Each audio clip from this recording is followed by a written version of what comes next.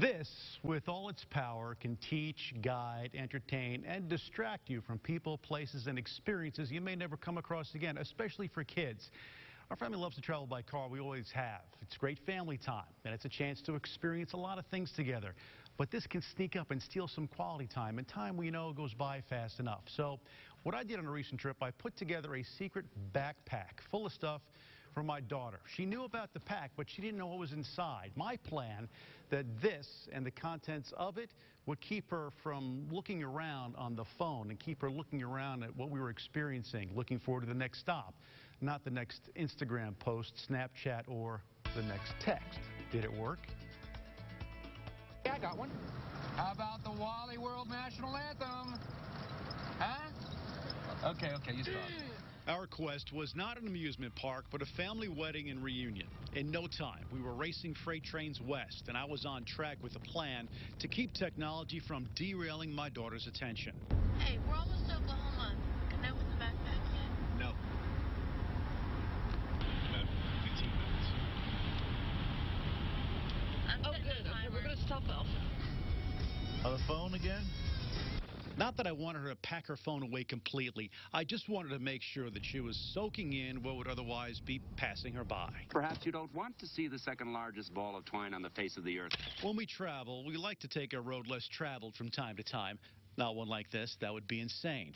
But we do find places in the American landscape that have lived a full life, and some that are nostalgically hanging on. I get her to look around at places that jog her sense of wonder, and also say hello to people along the way.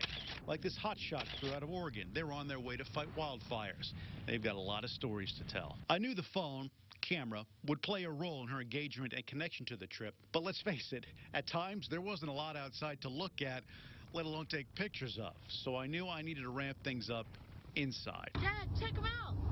Where did she get it from? I have no idea. Secure in our road warrior status, my backpack plan was working like a charm, drawing her attention until it was time to give in.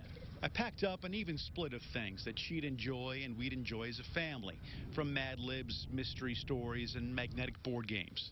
And things that would keep her mind and her hands busy. And just looking out the window didn't hurt either. What are you thinking about? We also had another distraction with us, this one requiring mandatory walks.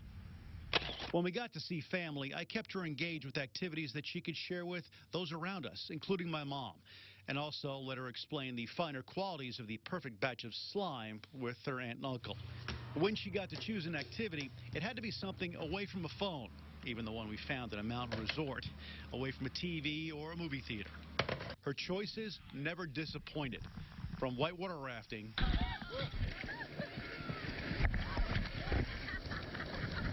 to hiking up to an abandoned mining camp where an uncle used to go as a kid.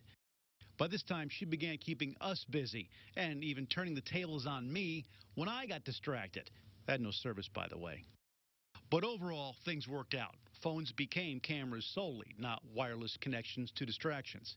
And on the way home, racing eastbound trains, seeking downtime was more popular than seeking service to get online.